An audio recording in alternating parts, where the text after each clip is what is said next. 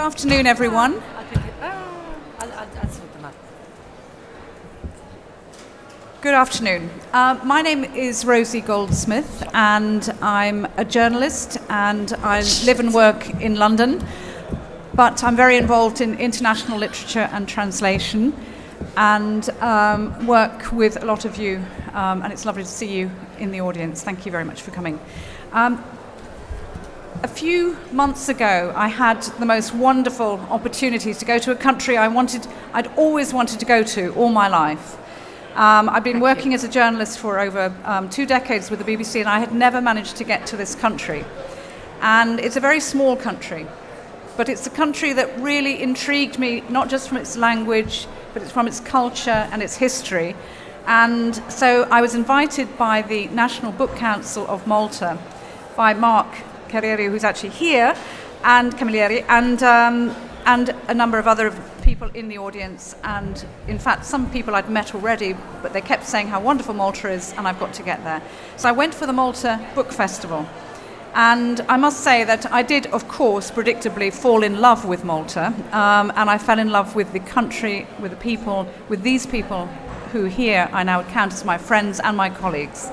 And what I learned about language and culture was extraordinary. And somehow we're going to try and share some of this with you today, and to try and actually get the issues about minority languages and literature, if we are permitted to brand them as such, but we will talk about that, out there, and for this to become a more national discussion also in the UK. So this seminar is to examine the difficulties and cultural and social complexities involved in translating works of literature in minority languages, and here very specifically Maltese. And I'd like to introduce you to, here on my right, these are 2 very great writers in any language. We have here Immanuel Mifsud, who is, very briefly, you can look him up. There's a lot written about Immanuel, and he has written a lot. But very simply, he's a Maltese writer who writes mainly in Maltese, and whose works have already been translated into a number of other languages. And next to him is Walid Nabhan, who is a Maltese writer of Palestinian origin. And Walid writes mainly in Maltese, and his work is being translated partly by himself into Arabic, because Arabic is his, I would say, your mother language. They all speak English, of course, which is another great trait of Maltese. And next to Walid, we have Claire Vassallo, and Claire is Professor of Translation and Interpreting at the University of Malta. And Claire, there's nothing that Claire doesn't know about languages and translation, so she'll put us in our place. Anyway, first of all, this idea, let's get the branding and the technology and the terminology and everything out there.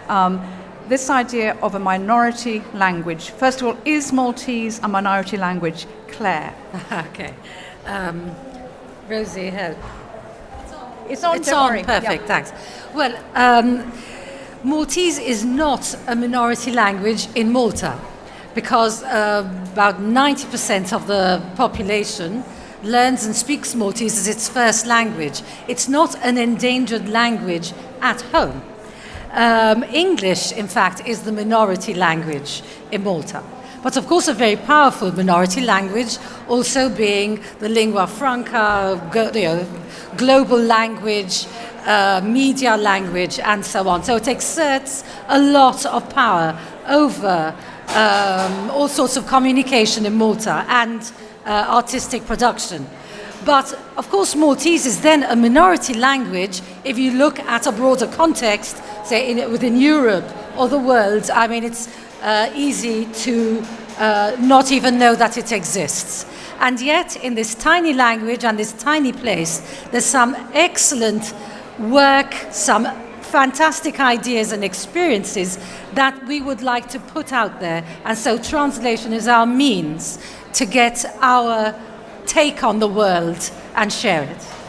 Now, Walid and Immanuel, do you, as writers, do you accept or do you reject the idea of being called a writer in a minority language, a writer of minority literature?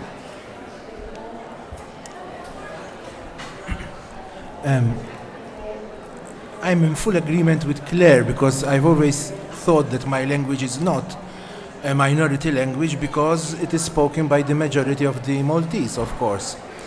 However, I am very conscious that I am a writer of a lesser known literature maybe. Because it's not only a question of language, but it is also a question which is very, very, very complicated, I think. Our language is not known, very widely known, but our country is not very widely known either. So I would say, I would opt, if I were to choose a tag, I would opt that I write in a language and I contribute in a literature which is lesser known than other literatures. Walid. The situation for me is even much more complicated because I am coming from another background as well and from another linguistic background.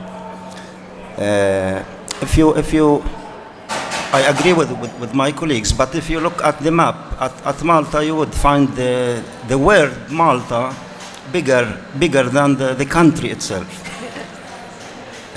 We actually, in Malta, we call it the rock. Sometimes we call it the rock.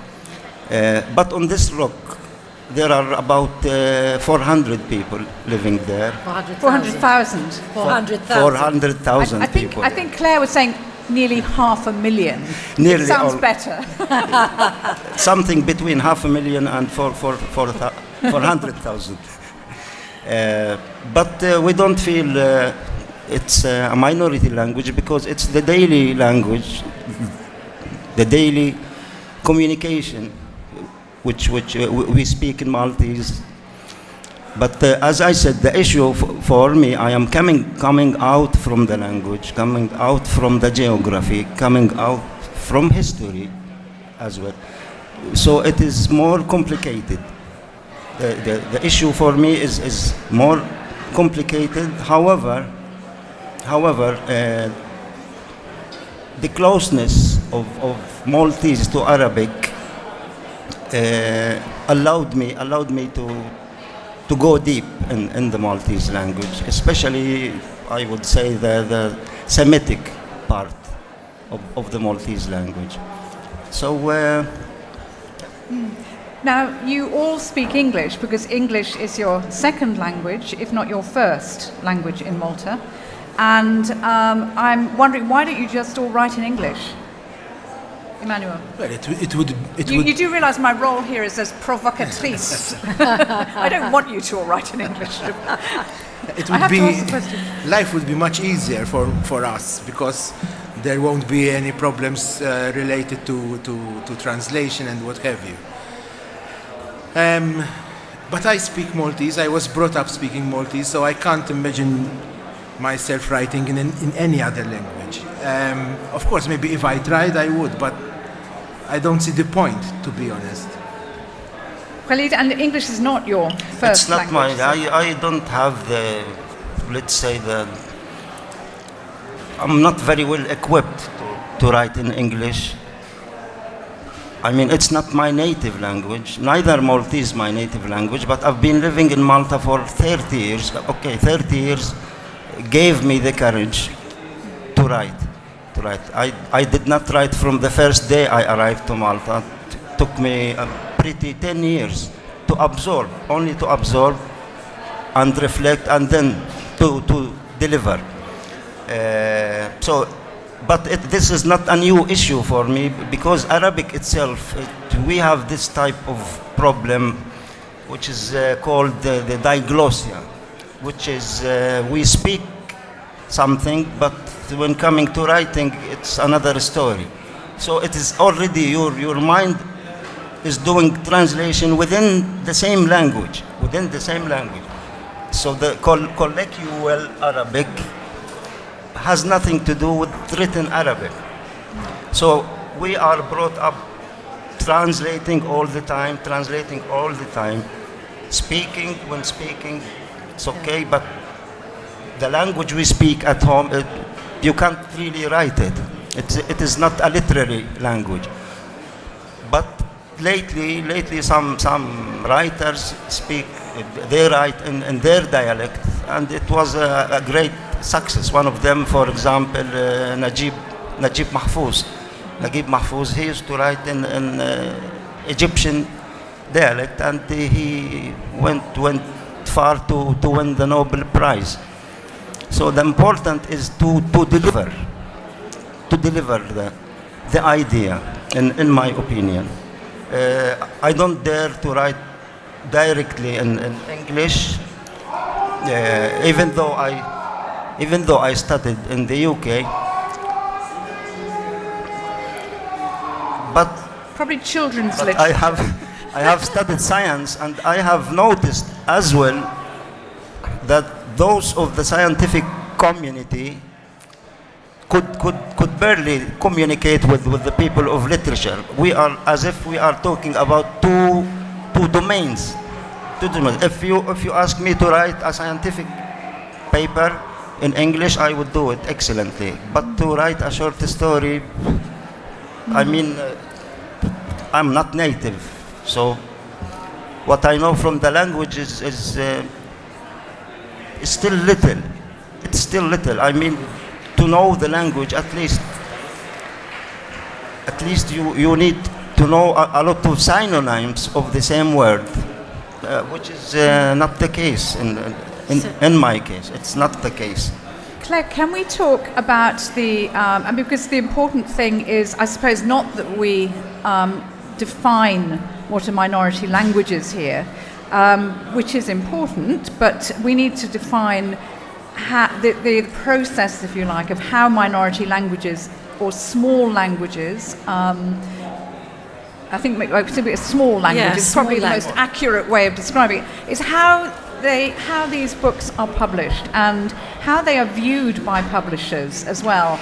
I mean, when it comes down to whether it's a minority language, a small language, or whatever, or majority language, it comes down to whether it's a good book.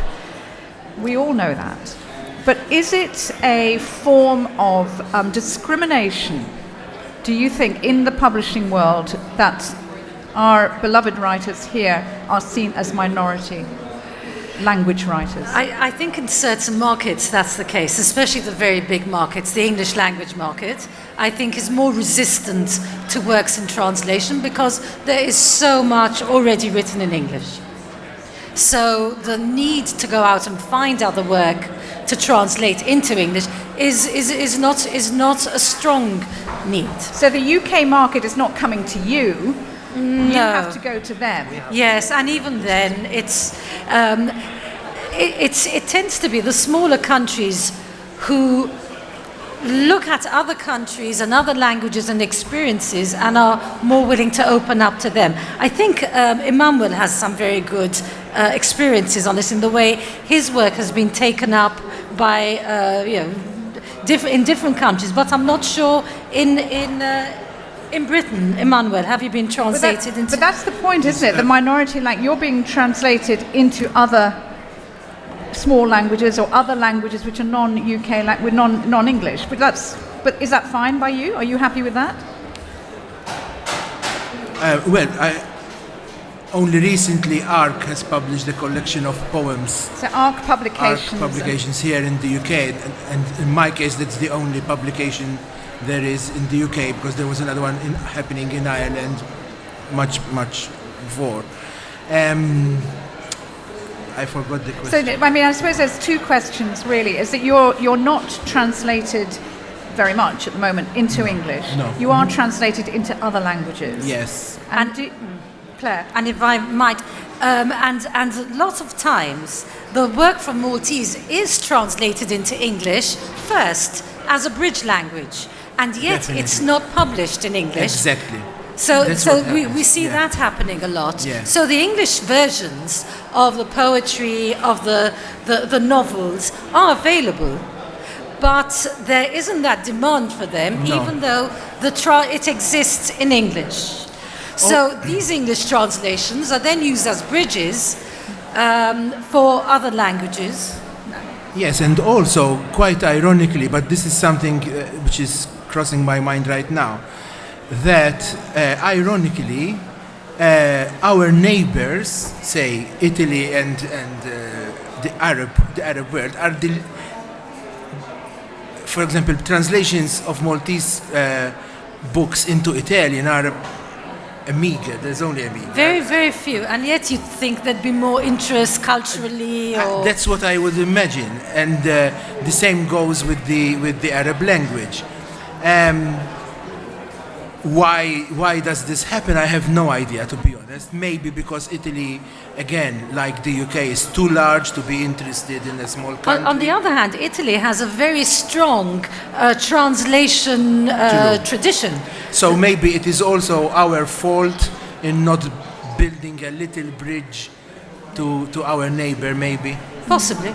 But just to continue that idea of the bridge languages, because I do want this to make this as relevant as possible to talk generally about small languages and translation as well for everybody else. But this idea of the bridge language, which is so key to so many countries and to translation, what does it mean to Maltese, and how can you in many ways acknowledge that process of the bridge translation more technically, more accurately, and legally possibly too?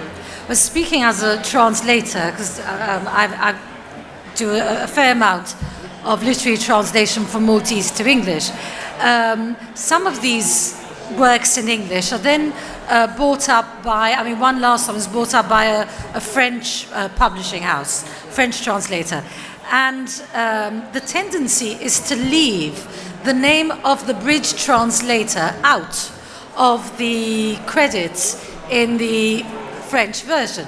And frankly, I find that a little unfair, as other translators would. Even if I've been paid for it, I'm not necessarily asking for royalties, but I would like to be acknowledged as the translator of that bridge from which the French or whoever is taking the Maltese work, because they have no access to the Maltese if not through me or others like me. So why do publishing houses, do publishers feel it's okay to leave us out completely when without us they wouldn't get there anyway? Now, Immanuel's actually nodding there. I think you've possibly got something to say about that as well, yes, as a writer. Yes, because I can see Claire's point.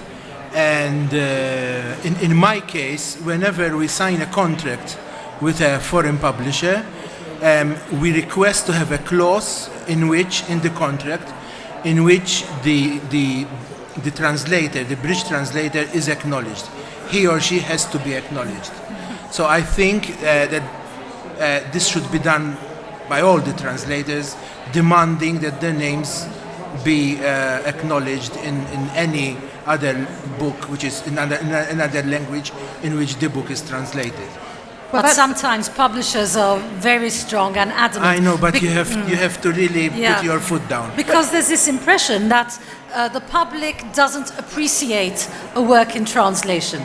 And yet so much culturally that even that we encounter in English is mediated, translated, edited, the work of many hands. Let's talk about the compromises that have to be taken by, sometimes you may be in agreement or not, about some of the compromises that you have to make as writers when your books are translated from a so-called small language where nobody knows any of the names all sound foreign, all the food you eat is foreign, everything is foreign, so let's just change the names so everybody can digest it more easily. Now, I know that's happened, it happens a lot, but how do you feel, Walid, about this issue that when your books are translated from Arabic or Maltese into, say, English or Romanian or French, that they become something else?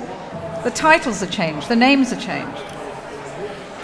This didn't happen to me personally. It happened to my colleague, Immanuel. They changed the title and the name of the characters. He can talk about that, but how do you feel about the issue? I personally wouldn't be happy, to change my title or to change the name of the character. I feel this is assassination, because I choose my the names of characters very carefully, usually. But still we don't have another option except take the bridge book. Because we are so small, we realized lately that we have to shout in order to be heard. We have to do something ourselves. I am not exaggerating. I have translated, to my knowledge, I have translated the first ever Maltese literary book to Arabic. I have been in the island 30 years. I haven't came across any literary work converted from Maltese to Arabic. So we have realized lately that we ourselves must do something, because no Spanish would come and translate directly from the Maltese. I mean, very, very few people who knows the language, the Maltese language, and knows another language perfectly. So we have to depend on this the English bridge, because English is known to everybody. But I wouldn't be happy if they amputate my work or they change something, or I wouldn't be happy at all. Emmanuel, you have direct knowledge of this, and this has happened to your work. To give us some examples of what has happened to these compromises we're talking about. So, for example, when Gallimard published my novel in France, Gallimard. They decided to change the title. To be fair with them, they asked me to find a substitute for the original title. And I could see their point, because just a few months before, another book with a very similar title to mine was published. So they said, listen, this won't work market-wise, so we should change the title. And I said, it's all right, we'll change the title. With some Slavic languages, the names, even my own name, is changed and is written according to their orthography. Well, one could debate on this, whether it's okay to do that or not. I personally don't have any issue with it, but I know that other people would mind this. What would you like to be called? Alan? Robert? No. Fred? Whichever. But really, I do respect that languages have their own rules, even when it comes to names. Now, my language has its own rules, but other languages have their own. So I think we should respect that, even though certain names look extremely strange to us. But it's their orthography. Does an inferiority complex go hand in hand with a minority language? I mean, Claire, that shouldn't be the case. I don't think we do our own thing. Quite happy with it. We work with our language, our experience. We're very convinced about our place in the world. It's just that nobody knows about us, but we don't have a problem with it. But you've definitely. I mean, this is all quite new. What we're discussing is quite a new push in the publication of Maltese literature and language over the last decade or so. Yeah. It's been a really massive push. Also, on the part, we've got to give enormous credit to the National Book Council of Malta, because a lot's happening. We don't have a translation history. We simply worked in the other languages as we needed to. So if we needed to work in English, we just switched to English. If we needed to do something with Italy, we'd use Italian. And in fact, the languages of literature, science, university lecturing was all in Italian up until the 1930s. So actually, the translation is very new. Since we joined the EU in 2004, that sort of became highlighted as something we just didn't do. And we started a course at university, and we have more and more translators as time goes by, some who specialize in literary translation. But equally, Maltese only became a national language in the 1930s, and alphabet was agreed upon in 1936. So in a sense, Maltese is very, very old and also very new as a written experience. And it almost goes hand in hand. So we've got this wave of writing in Maltese, so seeing ourselves in our own terms. And then maybe a few decades later, the translators are now coming along, taking that sort of view of ourselves on our own terms, not through another language, not through another culture, not through anyone else's eyes. And now we can put our own view out there through our own translators. Now, all that is wonderful and full of great ideals, and it's obviously a very strong definition of a Maltese identity as it is today, and as I've witnessed myself. But all that is dependent on money and funding. So how, I mean, first of all, can you make your living as writers? Just, almost yes or no? No, okay, right, no. Okay, so you have to do other jobs as well. Of course, I am a microbiologist. I use science to live. I think you have another microbiologist here in the audience. No? She just loves you. Okay, that's fine. And not even as a translator, not a literary translator. No. You just touched the most important issue, which is the funds. Yes, in the last decade there was a true movement in more than one direction. Not only from English and Maltese, also to other languages. But this happened only when funds became available. Yeah. When funds became available. So, in my opinion, it's a question of money after all. Immanuel. Because So let's just hear from Immanuel as well. I mean, what else do you do? I teach at the university. You teach at the university. Yeah.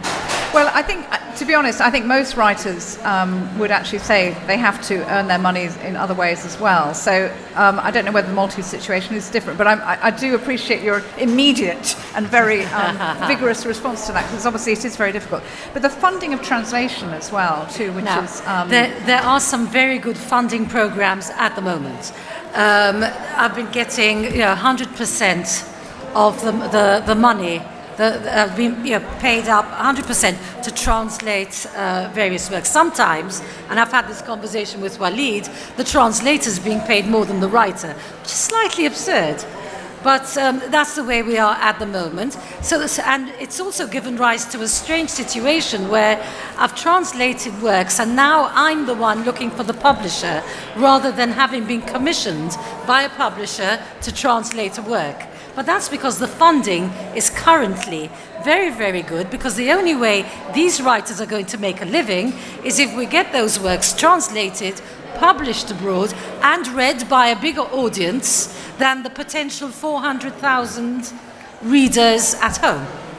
What about, very specifically, the funding for translations into English? Also, we think about the European Union as well, and languages that are used at the European Union, English, Maltese, but you only have some poems translated into English. How difficult is it financially to be translated into English? Well, and are there enough translators? No, I don't think there are enough translators. In my case, well, I was very lucky in this case, because I met a publisher while I was giving a reading, and he came up to me after the reading and he showed interest, and we got the ball rolling. Pardon me, but you were mentioning funding, and you mentioned you mentioned Europe and the European Union. As we all know, the European Union has a program for translation, etc. Up till a few years ago, the Union had this regulation whereby the translator had to be a native speaker of the language, which of course would have basically excluded us from any possibility to be translated. because there are no Europeans who know our language. In our case, the European Union does fund translations done through a bridge language, on the proviso that constitutionally we are a bilingual country. However, on the same proviso, the translations into English are not funded by the Union, because the argument goes English is on par constitutionally with Maltese, so we can't fund that. But at least having the possibility to get funds, I mean, foreign publishers get funds for translations, and they get it even if their translation will be done through bridge language, which is English mostly, is a big step for us. If you were to become best-selling writers, say, which country do you think you'd be most likely to become a best-selling writer? I mean, from a purely financial and open market point of view, would it be France or Germany? Where are they more open? Where are they spending more money? Where are they translating more Maltese literature? Romanian? Bulgarian? Well, Eastern Europe is very interested in my experience, which is a very limited experience, of course, but yes, I've had much more luck with Eastern European countries than in Western European countries. And why and how is that? I have no idea. I don't know, really. Interesting point. Maybe they have more funds. Maybe they have a culture which is more akin to ours, or maybe they are more interested in lesser known literatures than other. I don't know. I have no idea. I've never asked, to be honest. Claire, I'm sure you've got an opinion about that. Well, I think it comes back to something we said earlier. It is harder to break into, say, a British market, because there is so much already available in English, and I mean directly written in English, and there is sort of, I think, an assumption from publishers that readers resist works in translation, so they seem more risky. So when there's so much already written in English, why risk? Having said that, there are now a number of small publishing houses, even in Britain, that are focusing more on those different works, those works in translation. So there's a glimmer of hope, and I think it's increasing. On the other hand, perhaps smaller languages, not a world language like literature, so like English, but somewhere like Romania, Bulgaria, Slovenia, Croatia, which themselves on the global sphere are also smaller languages, they seem more open to taking in the cultural, I don't know, perception, ideas of others, and taking the risk in translating. We have this sort of experience also with Scandinavia. So apart from Eastern Europe, there's also very far Northern Europe. That's and maybe the Arab countries. Yes, I was going to say we'll talk about. I promise you we'll open it up very soon. But I want to talk very specifically about Arabic translation, because this is a very. I mean, you've started to translate into Arabic, and Arabic is your original language, and this opens up. I mean, Arabic is a major language, and the publishing industry is opening up in Arabic as well. And you have an opportunity there, I think, to make an enormous impact on the Arabic book market. Now, tell me, though, what are the considerations you have to take into account culturally, socially, if you're going to translate into Arabic? Yes, that is a good point. Just to add something to what Immanuel was saying, in case of Arabic, okay, they would fund you if you translate from Maltese to Arabic. That's okay, it's available now, but not the other way around. Not from Arabic to Maltese, and which I don't know, this is really strange. Yes, when translating to Arabic, even translating myself, sometimes, yes, there are certain cultural sensitivities religious issues. The audience might accept it from me to a certain point, but probably from a foreign translator, I think he would find some rigidity. It's something I have experienced personally in Maltese, for example. Can you give us an example? In Maltese, okay, I am Maltese. I've been living there 30 years.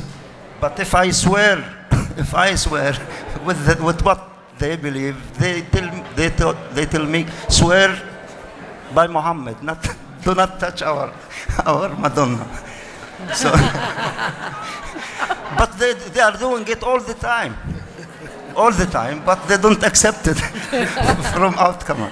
Yeah. Yes, the fact is, yes, which is a sad fact, that the scissors of the Arab censor is very big. Yeah. So if you, I mean, just because I've worked in the Middle East a little bit, you know, with festivals and so on too. I mean, the openness of the Arab market to literature is just fantastic. It is fantastic. But are you prepared to compromise, or you're not prepared? I mean, no, I did not compromise with this novel.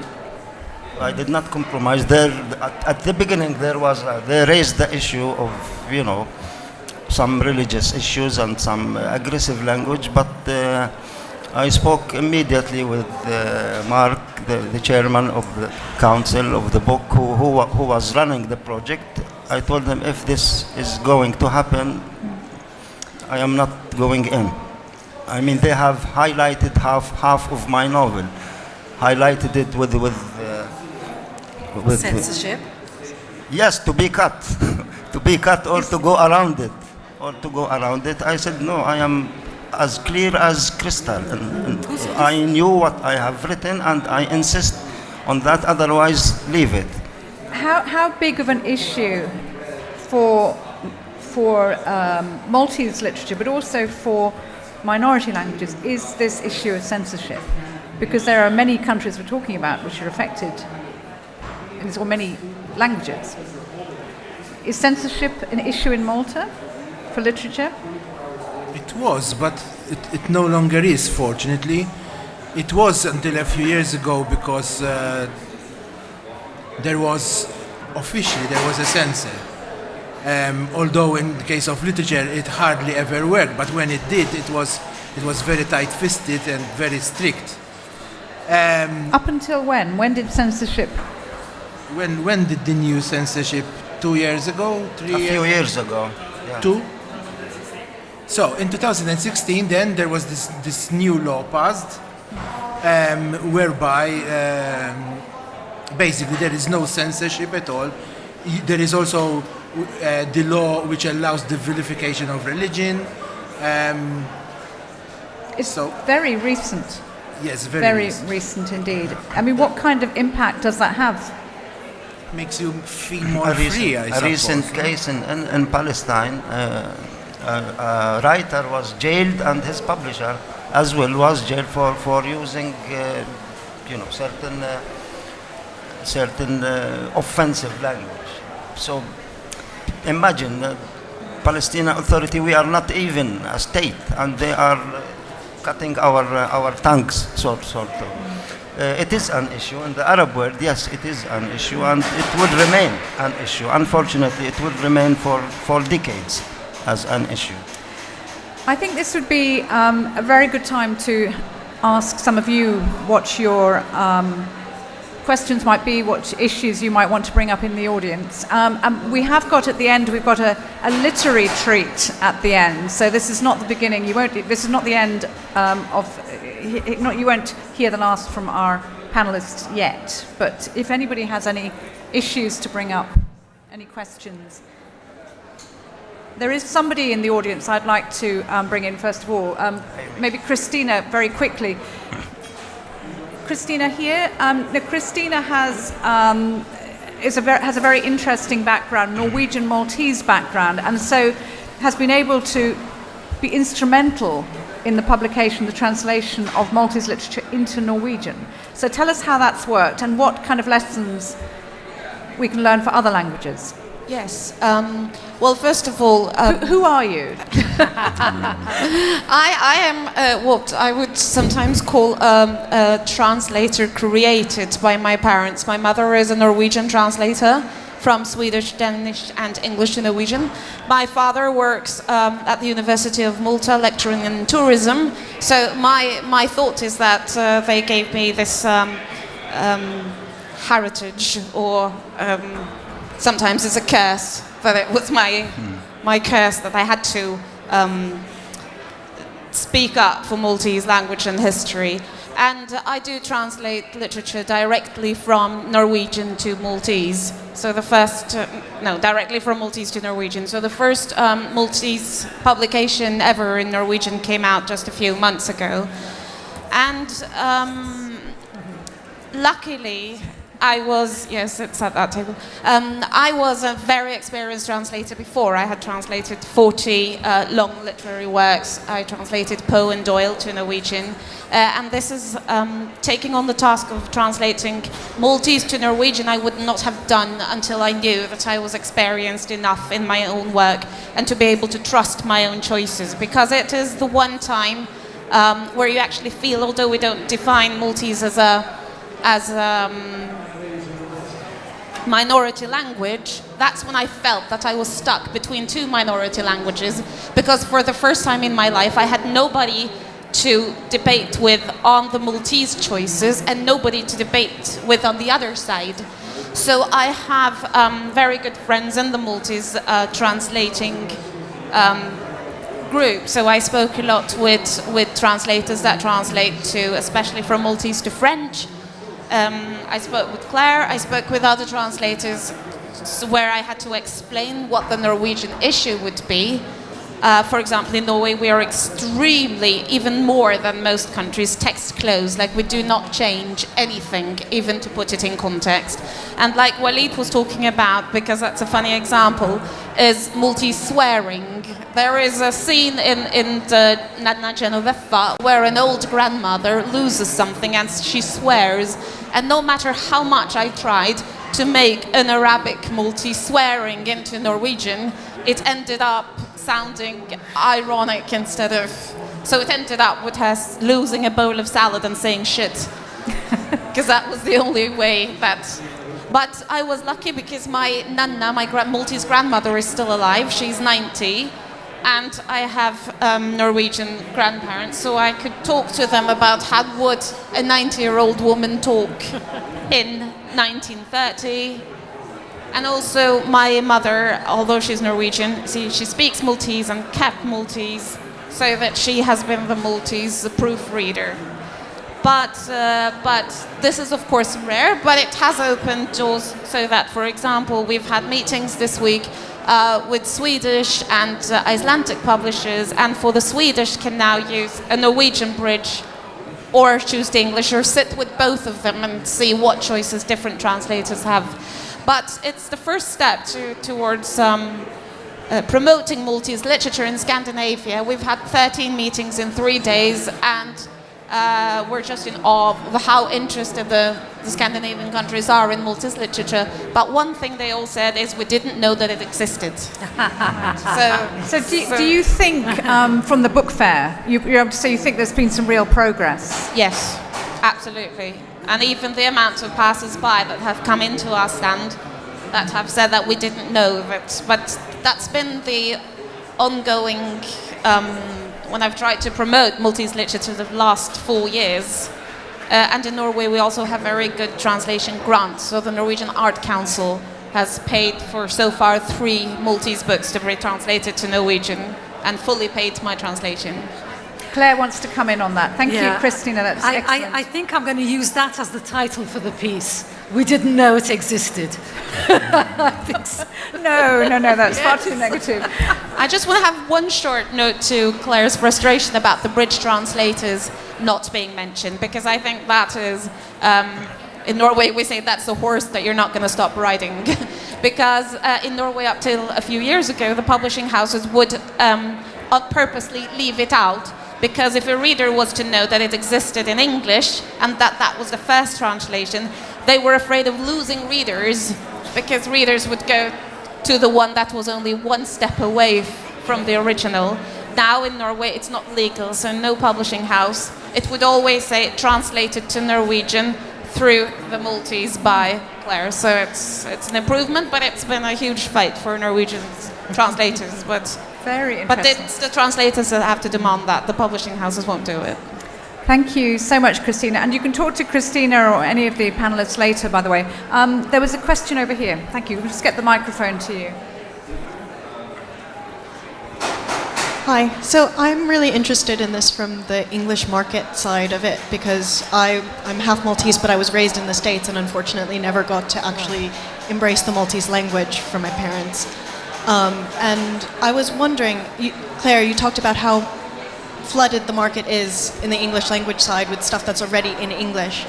And I was wondering, with the current push towards diverse voices and marginalized voices and minority voices, whether you could see a space evolving for minority languages, as we would call them, and how that space might be created. Can I just check with you? I think I heard that. It's just because on your side there is so much noise. Did you all hear that question? No, not very clear. well. So was the question, do you think there is enough space for marginalized or minority languages in the current push by English language publishers? In the broader British or UK book market?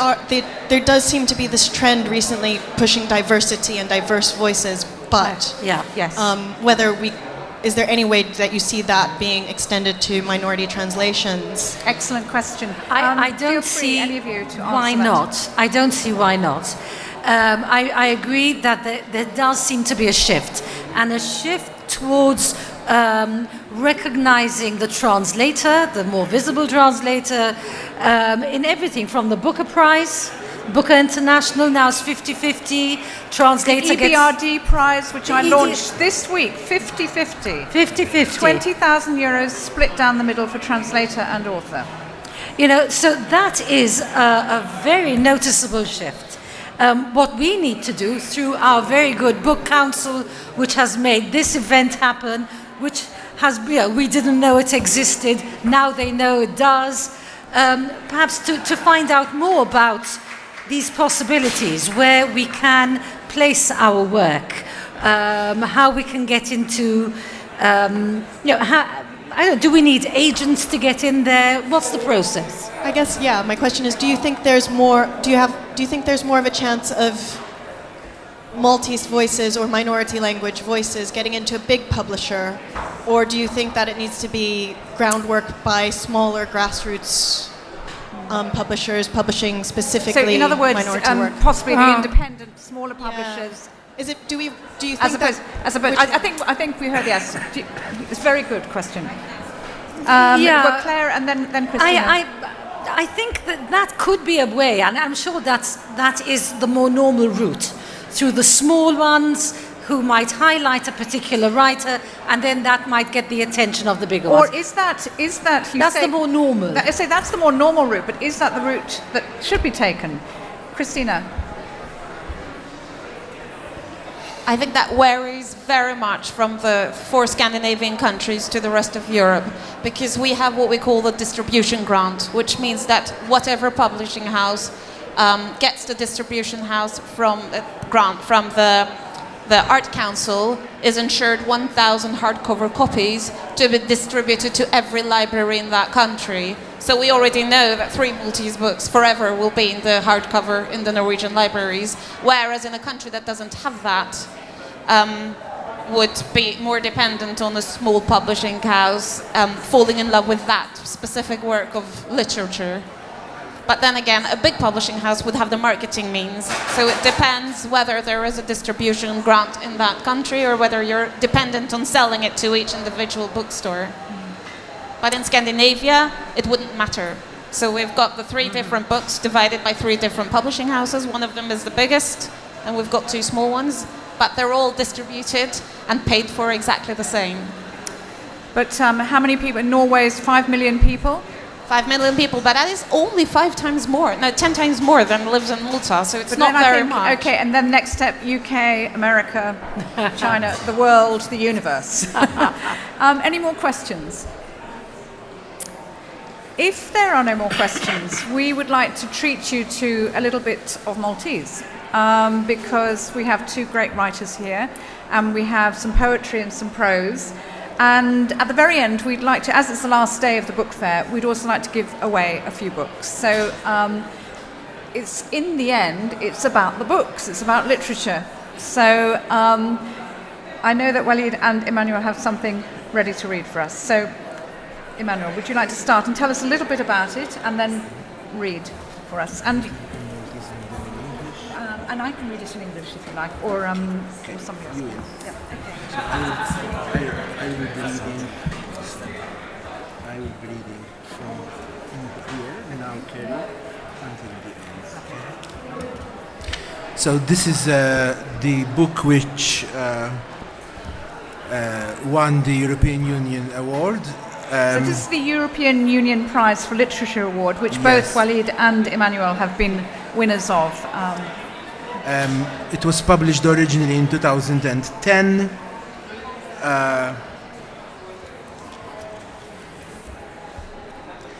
And it's been translated into English, into Romanian, Macedonian, and it will be out in French, as well, and it will be out in Slovene and Serbian next month.